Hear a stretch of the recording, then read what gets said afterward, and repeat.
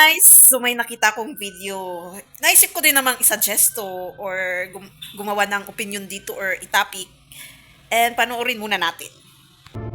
Bakit hindi na lang kaya mag-print ng maraming pera ang gobyerno at ipamigay sa mga Filipino para matapos ang kahirapan? Marahil ay isa ka rin sa mga taong nakaisip nito. Kung magpiprint sana ng mas maraming pera ang Pilipinas at ipamimigay ito sa mahihirap, wala nang magugutom na Pilipino. Makakabayad na ng utang si Nena at makakabayad na ng renta at hindi mapapalayas pa si Christian. Tapos sana ang problema ng karamihan sa atin at lahat ay magiging masaya. Kaya bakit nga ba hindi na lang mag-print ng maraming pera para matapos na ang kahirapan natin? Kahit ilang presidente na ang nagdaan, hindi pa rin nasusolusyonan at mistulang walang katapusan ang ating kahirapan. Kaya naman maraming Pilipino ang nagsasabing bakit hindi na lang mag-print ng maraming pera para matapos na ang kahirapan natin. Ang Bangko Sentral ng Pilipinas o BSP ay nagpiprint ng pera para palitan ang mga lumang pera at kinukontrol nito ang supply ng pera para maging balanse ang ating ekonomiya. May mga pagkakataon din naman na maaaring ikonsidera ng BSP na mag-print ng adisyonal na pera na ipapaikot sa bansa.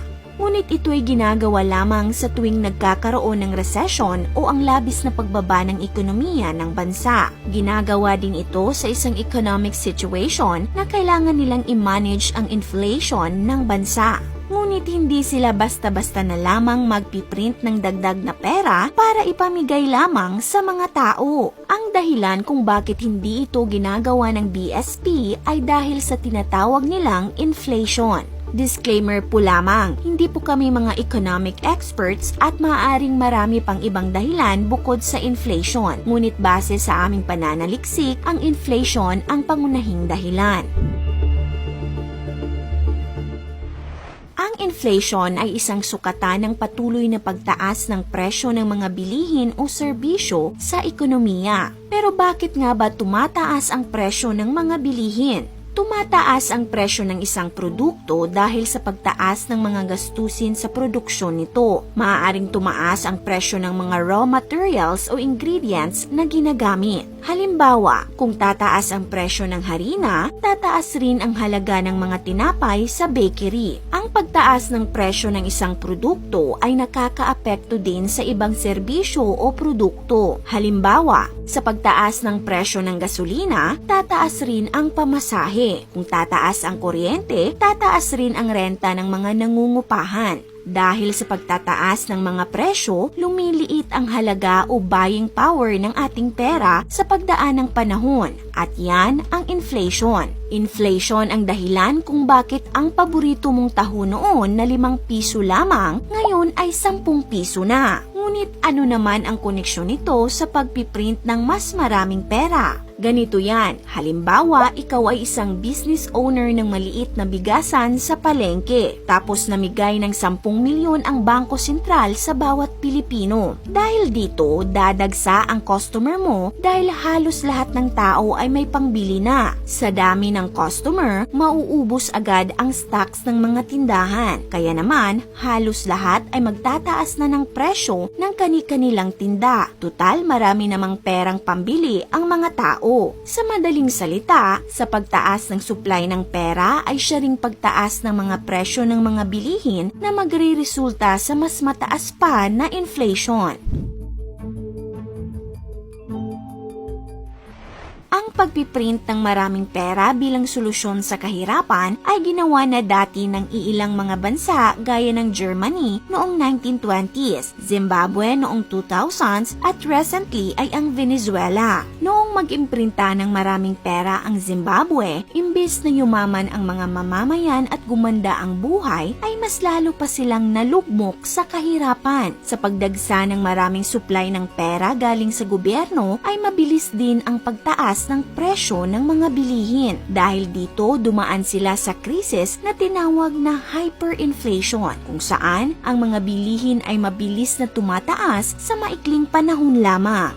Habang patuloy ang pag-imprenta ng pera ng kanilang gobyerno, ay napakabilis din ng pagtaas ng mga bilihin hanggang dumating ang araw na sobrang liit na ng halaga ng kanilang pera. Noong 2015, ang 100 trillion Zimbabwe dollar ay nagkakahalaga lamang ng 40 centimos US dollar. Sakto lang daw ito pangbili ng tsokolate doon sa Zimbabwe. At dahil dito, simula noong 2009 hanggang ngayon ay hindi na nila ginagamit ang kanilang sariling pera o currency. Sa halip ay gumagamit na lang sila ng mga pera ng ibang bansa gaya ng US dollars at Chinese yuan. Sa kasalukuyan, ang bansang Venezuela ay dumadanas din ng hyperinflation. Sobrang hirap ng buhay ng mga tao doon ngayon. Ayon sa Reuters.com, noong nakaraang taon, ang presyo ng mga bilihin sa Venezuela ay dumodoble sa loob lamang ng isang buwan. Ang isang kilong bigas doon ay nagkakahalaga ng 2 million Venezuelan bolivar at patuloy pa itong tumataas araw-araw. Nitong Mayo lang ay bumisita ang vlogger na si Drew Binsky doon at ang isang pirasong tinapay ay nagkakahalaga ng halos 1 milyong Venezuelan bolivar. Kung iisipin ay mga milyonaryo ang mga tao doon. Yun nga lang, milyonaryong kumakalam ang sikmura dahil kaunti lang din naman ang mabibili ng 1 milyon. Ang pag-imprenta ng gobyerno ng maraming pera ay maaaring humantong sa hyperinflation crisis at ayaw natin na magaya sa mga bansang ito.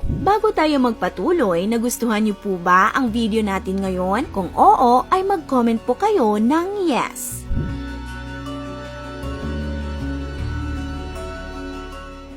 Kung lahat tayo ay bibigyan ng sandamakmak na pera, saan natin ito dadalhin? Malamang malaking bahagi ng pera natin ay ipangbibili natin ng ating mga pangangailangan, gaya ng pagkain, tirahan, tubig at marami pang iba. Dahil dito, uunti ang resources o supply sa dami ng may kayang bumili, kaya magtataas ang presyo ng mga bilihin o kaya naman ay mauubusan ng produkto ang mga tindahan. Dahil sa dami ng pera ng tao at sa dami ng may kakayahang bumili ng iba't ibang produkto, maaari itong magdulot ng tinatawag na scarcity.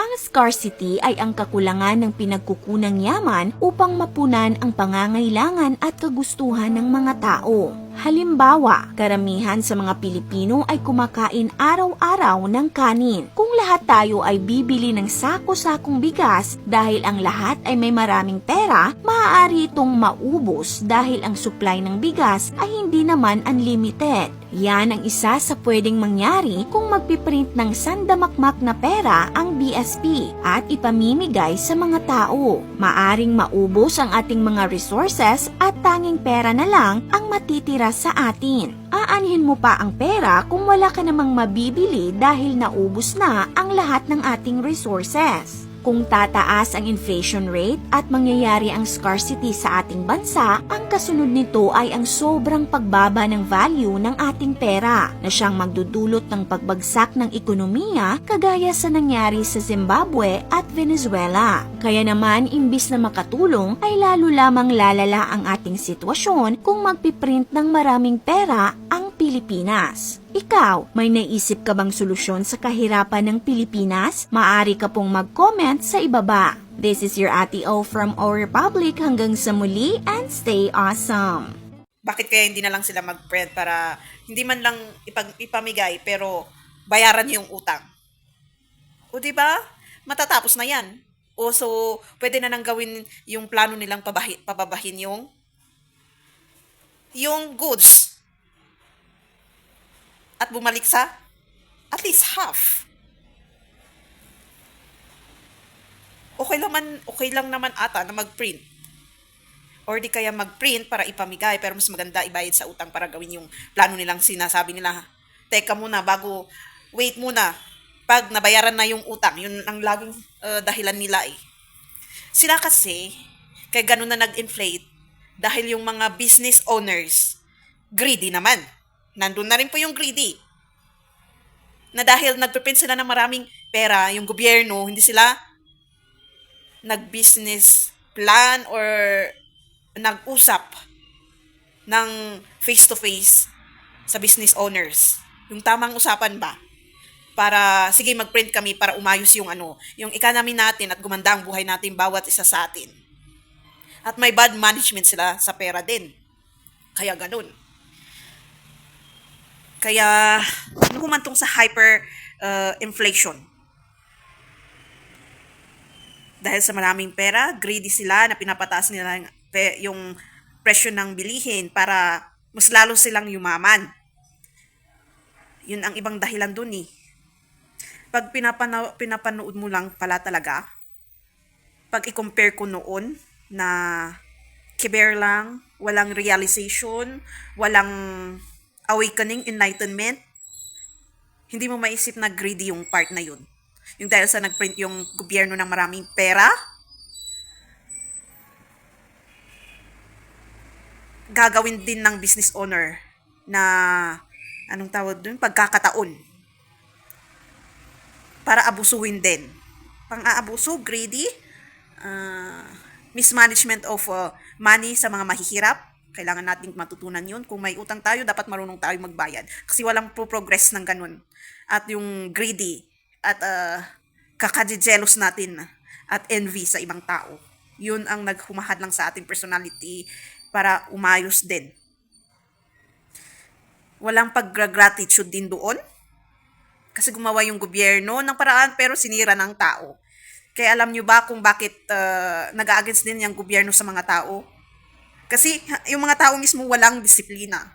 Hindi umaayos. Pinipilit nila ang gusto nila. Pansarili lamang. So, from government to people, walang pagkakaisa. So, paano kung ganun kaya? Mag-print sila ng maraming bills, bayaran yung utang, sabihin ng leader kung bakit at ang plan sa mga tao para alam naman din ng tao tapos iayos yung sarili nila. Hindi rin nila gawing as a part of greediness na pagkakataon para gawan ng masamang gawain. Kasi masama din yung yung dahil alam mo maraming pera yung mga tao, mag-iisip ka din ng na itataas mo yung bilihin para yumaman ka din agad. Greediness din po yun. At yung pag sa tao, dahil binigyan ka ng libreng pera, greediness din yung hindi mo siya papahalaghan at papalakihin. Ilustay mo na lang nang basta ilustay. Hindi mo naisip na yung pinaghirapan, ay yun atang problema din natin na tao eh. Wala tayong conscience na, so familiar din naman, kasi madaling maubos yung pinaghirapan actually ng iba kaysa yung pinaghirapan mo, at least pinaghirapan mo, iniisip mo. Pero kailangan din nating isipin yung pinaghirapan ng iba na therapy man. Yung kung may sinabi siyang ikaw ang mag-handle, ikaw mag-budget, magpagawa ka ng ganito ganyan, lalo sa mga OFW at sa pamilya nila. Tapos gumawa ng plano yung walang nagawa. At greediness or envy or jealousy din yung mga tao sa paligid na alam nilang parang gumaganda ay may pinapagawa yung isang taong yun. Parang nawala sa isip nila na ang lagi na sa isip nila ay galing sa drugs, masamang hindi man nila tignan yung background or magtanong na lang mismo sa among kinuwayang pera na biglang nagpatayo ko ng malaking building or bahay na nagpaayos ka. Kahit naman alam nila na sa background is OFW, baka marunong maghawak ng pera, yung talagang nagbabudget, walang nakakaisip ng ganun. Laging ang iniisip is ayaw umangat yung isang kapwa niya. Weird ang tao, nagpapagamit tayo sa kasamaan. Yung greediness, envy, jealousy. Kasi greed din yung nararamdaman nating envy and jealousy. Na walang dahilan. Insecurities, greed din yun. Part ng greed. Na imbis na gawin nating example, baka nag-hard work yun. Gumawa ng sa isipan. Nagbigay agad yung isipan mo ng summary na porket nag-asawa ng foreigner or nag-asawa ng ganito ganyan, Hindi inisip na kahit nag-asawa ng mayaman or nag-abroad or nag-asawa ng foreigner, ibang culture ng foreigners eh. Iba yung pera ng lalaki, iba yung pera ng babae. Except kung kalahi din nila. Kasi parehas din naman tayo mga Pilipino sa kanila. Pera mo is pera mo. Parang ganun. Parang nag-share na lang sila ng budget sa anak kung may pamilya. Sa part ng mother ko, kasi nag-asawa din ng ganun, pera mo is pera mo, paghihirapan mo talaga yung pera mong papadala mo sa pamilya mo. Yung magano yung pera yung lalaki. Yung kung may anak ka sa ibang lalaki, kahit insawa kita ngayon, may konti lang yung isasama ka pag foreigner. Yung iisipin niya yung anak mo. Kukunti lang po yun yung may concern na sasabi nila. Kahit pinalagay silang ganito, ganyan, meron yung natural empathy and concern na sinasabi nila. At kung minahal ka, dapat minahal din yung anak mo sa unang asawa kung naghiwalay. Ang alam ng lahat is pag mag-asawa ka ng foreigner is mayaman ka na. Hindi. So lahat ng pinundar ng mother namin is pinaghirapan niya. Kasi farming ang tinatrabaho or nagsisale, ganun, pa iba-iba yung trabaho niya. Pinaghihirapan niya po yun. Minsan humihingi daw siya, pero as a gift. Kasi hindi talaga magbibigay ng pera. Kukunti lang siguro pag sa bills, pag sa sharing.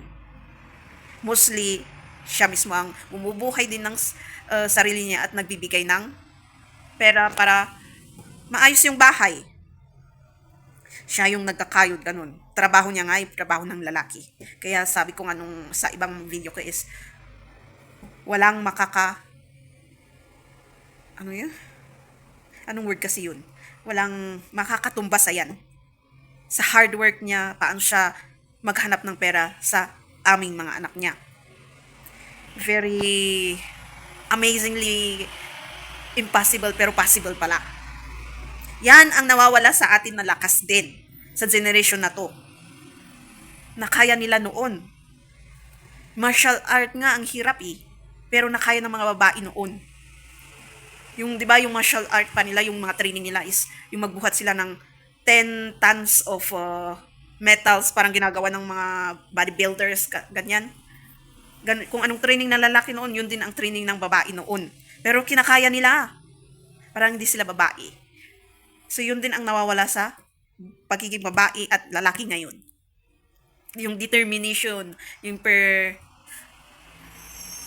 persuasion, ano yung isang word na yun? Basta determination, yung hard work, porsigido, disiplina, patience, control, pag-aalaga din sa sarili kasi inaalagaan din naman nila sarili nila, kasi martial art yun eh, gumagawa din sila ng hard work doon, physically. Kumakain ng tama, ganun. Ginagawa naman natin is magpa-sexy, mga girls ngayon at mga lalaki parehas. So, parang yung lifestyle natin is hindi gumaganda, pati yung time, nag-short, pati yung health ng body hindi gumaganda, pati yung mental natin hindi na kaya kasi unhealthy lahat. So, ayan. Bumalik tayo sa currency. Kung may tamang pag-uusap yung mga tao from business to leader, from business to people, people to leader, lahat ng industry. Kasi contract din po yung bibig, hindi lang papel. Meron yun sa psychiatrist or sa contract din mismo. May iba-ibang klase ng contract. Pag sa bibig, pumirma ka na doon kasi nag-agree ka. Lalo pag sinabi mong ay agree, hindi lang papel. Kasi spirituality din po yun. Sa bibig mo mismo at sa isip mo mismo galing. Spirituality po yung mas malakas ang signature na nag-agree ka doon kaysa papel. Kung dininay mo yung agreement na yun, kasalanan na yun. Isang malaking kasalanan. Kung may pagkakamali nga, alam mo, di ba? Na pagkakamali yun. at itatama mo minsan. O, di ba? So, paano kaya kung mag-print sila ng pera para bayaran yung utang na yan? Tapos, gawin na nila yung plano nilang sinasabi nilang pababahin. So, tayo namang business owner or kayong business owner, makisama naman kayo. Kasi hindi tayo magpo-progress kung pataasan ng kagustuhan, walang disiplina. Tingnan mo yung ibang bansa, may sample naman siya na nag-hyper inflation sila. So, pababayaan na lang talaga ng gobyerno yung mga tao niya. Kasi tayo din naman mga tao, lagi nating sinisisi sa opisyalis ng gobyerno natin. E di sinong tatama rin para iayos? Di hayaan mo na lang magkagulo sila. Imbis na tulungan natin yung leader natin na iayos natin ang pag-uugali natin at disiplina natin sa isa't isa. I-work natin yung hindi maganda sa personalities natin para umayon sa isa't isa. Hindi laging greedy, envy, greed, hatred, and angerness, etc. ang pinapairal. Kasi tama naman. Tama naman po yun. Ang pagiging isang leader is hindi rin madali. Yang sarili mo nga, hindi mo, kasi leader ka ng sarili mo din. Yung pag-iisip mo, kung paano mo disiplinahin yung sarili mo. Hindi mo nga magawang madisiplina, di ba? Hindi mo nga magawang pagsabihan. Hindi mo nga magawang sabihan na iayos mo yung sarili mo at iayos mo yung desisyon mo sa buhay mo para umayos. Huwag laging stress, depression, hatred, hurt sa mga experiences mo sa traumas and pain na nararanasan mo sa iba. Paano kung mag-heal ka tapos sa mga pains and traumas mo, sa mga wants, etc. na maging kontento. And baka sa pagiging makontento mo is dyan darating ang blessings na marami at magiging matutupad yung kagustuhan mo sa materialistic world. Lalo sa pag idagdag mo pa yung spirituality. So meron kang enlightenment sa mga ganitong problema. May maiisip kang solusyon sa mga problema mo. Suggestions is a solution.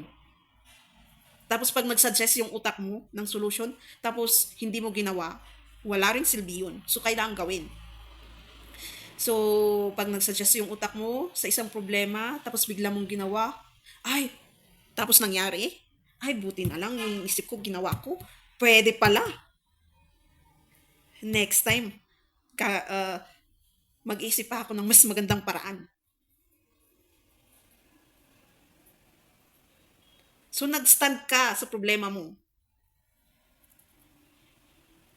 Yung naisip mo, pinagalaw mo yung sarili mo, hindi laging yung inisip mo, mag-iisip ka na lang ng masama, ano sa buhay lagi, ibibigay mo yung, ano bang tawag dun? Ibiblame mo sa buhay, sa mundo, kay God. Hindi mo man lang naisip na i-blame mo din yung sarili mo kasi laging nag-iisip na lang at gustong nakaupo sa sulok at laging iniisip yung hurt, sadness, at yung mga nangyayari sa buhay. Paano kung yung unhappiness na nararamdaman mo is convert mo ng artistic part, or pag yung surroundings mo, nakita mong malinis yung bahay, hindi malinis, yung bahay, naglinis ka, yung bakuran, madaming dumo, mahahaba yung damo, lininisan mo, pagkatapos, umupo ka kasi napagod ka, tapos tinignan mo yung paligid, tapos sa energy mo parang lumuluwang sa mata mo kahit hindi pa naisip ng isip mo na wow, malinis, tapos biglang mong naisip na, uy, ang ganda palang malinis nitong bahay na to, maaliwalas itong bakuran na to, next time magtatanim nga ako ng bulaklak. O di ba sumisigla yung katawan mo, sumisigla at hindi mo na lang naisip yung stress ng buhay. O di ba habang sumisigla yung yung pag-iisip mo, yung katawan mo, yung pag walang ganun na hardening, at alam mo na may katulong na naglilinis, pag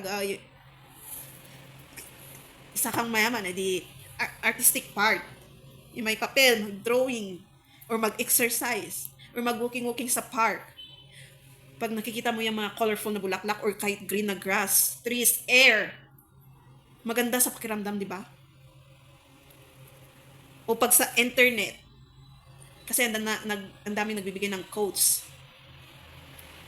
at nag-browse ka. Minsan kasi laging negative yung nasa isip natin. So lahat ng magagandang quotes minsan is nagdi-disagree yung utak natin. Nagsasabi nitong quote na to. Parang binubuntong mo lahat. Then, tapos may mga animals kasi, may mga animals ka or may mga nakita kang isang tao na yung parang nagtutor ng closet niya or bahay. Akala mo naman maganda. Akala mo naman ang cute sa mga animals. Why not i-reverse mo yun? Patawanin mo yung sarili mo. Lahat ng iniisip natin, sinasabi natin is pinoproject ng emotions kasi natin. Be emotionally knowledgeable or intelligent, nasasabi nila. Na balikan mo yung binasa mo, yung napanood mo. Malay mo ma-realize at matawa kung nakakatawa. Huwag lang yung medyo iwasan natin yung yung joke na nagmumura pag nasa state pa tayo ng emotional yung mga emotions pa natin is negative. Kasi maapektuhan talaga. And kahit internet yan, sa imagination mo, parang gumaganda, di ba? Yung mga quotes na nababasa mo, pairalin mo yung imagination. Tapos biglang, ay, oo nga no. O di ba? Tapos medyo gumaan dito. Tapos siguro medyo pag mong ibabad masyado yung mo sa cellphone, magpahangin ka dyan sa labas. Or kung stress ka at pagod yung katawan mo, siguro kailangan ng proper sleep. Kasi mostly sa atin, nakakaramdam ng hindi proper sleep, diba? Huwag mong labanan yung katawan mo. Kung talagang feel niya is naaantok, matulog ka. Paggising mo, okay na. So, ayun. Sana magawa ng paraan yan. Yang currency na yan. Confession lang naman talaga ang kailangan sa lahat at pagsasabi ng tama at hindi lie. Kung anong plano mo, kasi leader ka nga at may mga tao kang hinahawakan. I-broadcast mo at sabihin mo, magbigay kayo ng suggestion. And magbabasa yung leader kung anong suggestion nila at gagawa siya ng summary kung anong dapat niyang gawin at plano. Yun lang ata ang kulang sa pagiging leader at sa tao. Tulungan natin ang isa't isa. Huwag nating i-greed ang isa't isa, i-jealous, i-envy ang isa't isa. Pagsilusan yan. Huwag nating pairalin yung hurt and hatred dahil sa nangyayari minsan kasi meron talaga yung kahit ibigay mo sa isang tao kasi tatlong klase ngayon Yung isa, naintindihan agad kung ano yung plano. Yung pangalawa, hindi pa, nagpi-50-50, nagda-doubt pa. Yung pangatlo, sinabi mo na nga lahat from the smallest part ng plano. Ayun, negative pa din. Ang kagustuhan pa din. May mga taong ganun talaga. Yung maghahadlang at hadlang talaga sa magandang plano. Hindi natin maiiwasan yan. Cain at Abel. So, mas okay pa yung 50-50.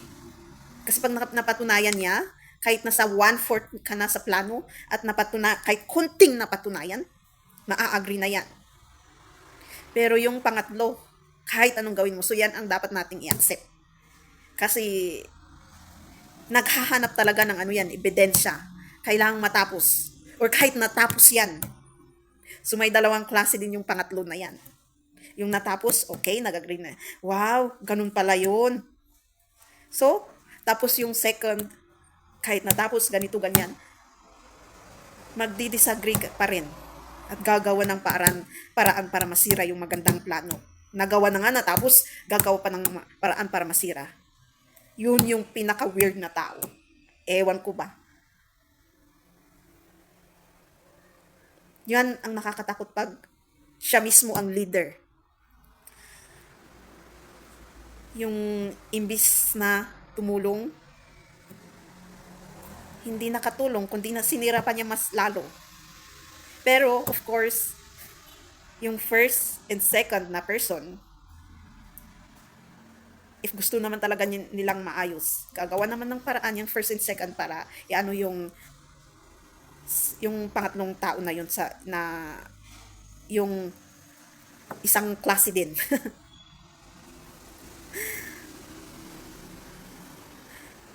So, ganun talaga ang buhay kasi sila ang giver ng test at lesson sa atin, yung ganung tao.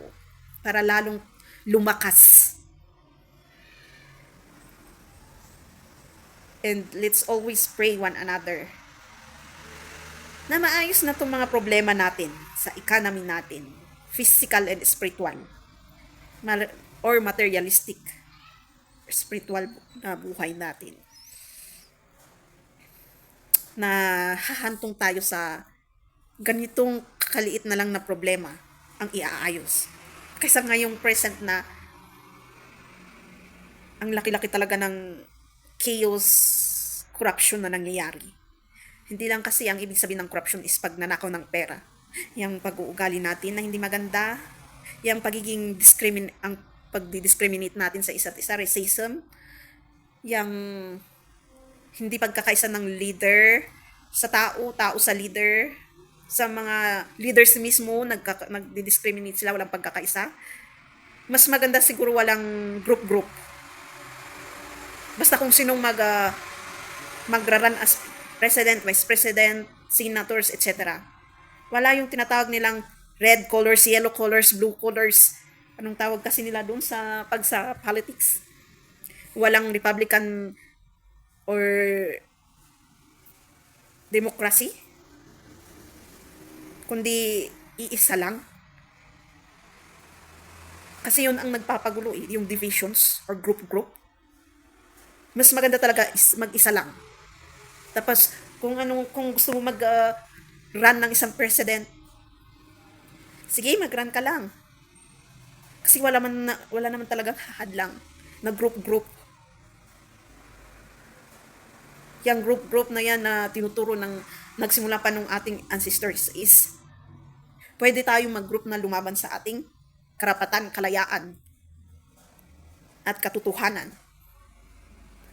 Pero yung para tayong bata nun. Parang laro ng bata actually yun.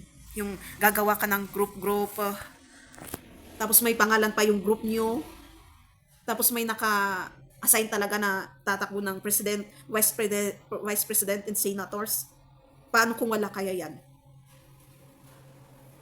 Mas maayos pa. At baka mas lalong, kung nakikita niyo yung vision. Kasi yung vision na yun is parang meron ng disiplina, maayos, tatakbo na lang yung tatakbo, so bubuto na lang ng mga tao. So wala na lang iisipin yung mga tao o yung tatakbo yung sa gobyerno na grupo, tapos mag-aakit sa kanila at mamaya may mag-hunting, ganyan. Wala yung mga ganun. Kaya sarap sigurong isipin na malaya na ganun na yun na lang ang gagawin. Tapos alisin yung kung nakaupo ako dito, kaya magagawa ko kayang magkano kayang ibubulsa ko, paano ako gagawa ng paraan na para may maibulsa ako. O di ba? Kung wala yung mga ganun na pag-iisip, iisipin mo na lang na tatakbo ako, ano kayang project na iisipin ko para sa bansang to at gumanda, na tutulong pa sa mga tao at sa bansang to. Ano kayang i-implement ko na idadagdag ko na magandang paraan, rules, or isasuggest ko na paraan para madisiplina tayo at umayos tong bansang to at baka makilala pa sa buong mundo, all over the world. Kaysa suggest cruelty, power, money, and conquerness. Kasi yun lagi yun yung cycle na hindi maputol-putol eh. Curse na talaga siya na umiiral sa buong mundo. Kailan kaya titigil ang ganun na cycle? Na pag iniisip mo, nandun na nga talaga tayo sa imprisonment ng cycle na yun.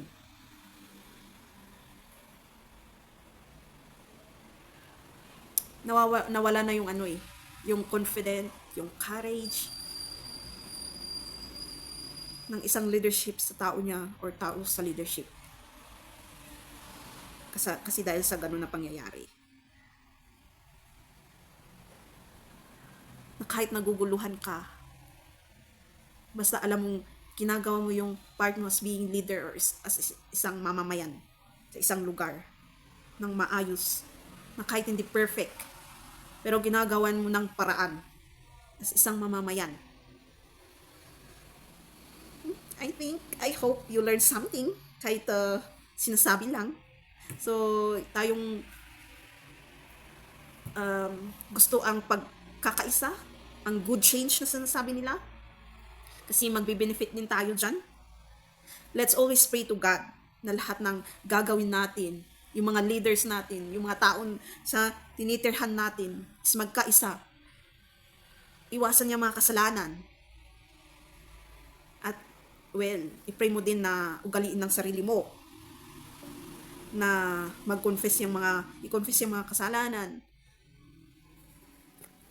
Excuse me. And, na sana hindi bumalik sa pagiging ano ba kasing word na yun? Nakakalimutan ko kasi nagising ka nga, di ba? Na-enlighten ka. Sa pagkatulog, yun na lang. At tuloy-tuloy ang enlightenment mo. Na hindi na lang laging iniisip yung problema at maglulukmok at maapektuhan yung pag-iisip mo pati yung sa loob ng bahay, relationship, kung may pamilya ka. Yung tuloy na mo yung asawa mo, yung anak mo, sa loob ng opisina kung nagtatrabaho ka sa workplace, pagiging leader din, naapektuhan. So, thank you for watching. I hope you really learned something. Thank you for watching. Don't forget to subscribe, click the bell notification, comment if you want, share so get my next videos.